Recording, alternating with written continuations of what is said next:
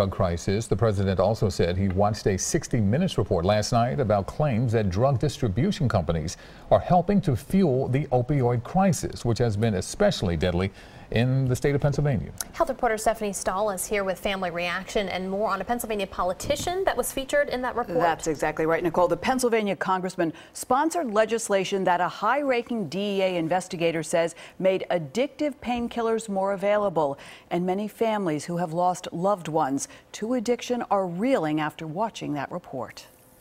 Like so many others, 22-year-old Thaddeus Berkey's addiction to heroin started with prescription painkillers. We had no idea how addictive turning to heroin was. No idea. We do now.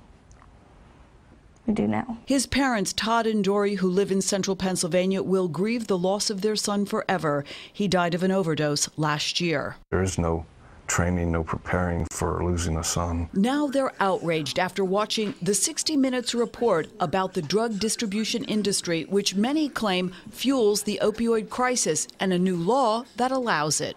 That law was sponsored by Pennsylvania Congressman Tom Marino and promoted as a way to ensure patients had access to necessary pain medication. But a DEA whistleblower and other experts say it stripped the DEA of its ability to freeze suspicious shipments. I don't know, but it's not an easy road. If there are things that are hindering the war on drugs, then it needs to stop. Pennsylvania Attorney General Josh Shapiro is one of 41 AGs now demanding information and documents from 9 companies that manufacture or distribute prescription opioids. Pennsylvania reported more than 4,500 fatal drug overdoses in 2016. That same year, more than 7 million opioid prescription drugs were dispensed throughout the state. His addiction did not define who he was. And Congressman Marino had been nominated by President Trump to be his drug czar, but the president today raised the possibility of withdrawing the nomination if he finds something negative after taking a close look, he says, at the issues raised by that 60 Minutes report.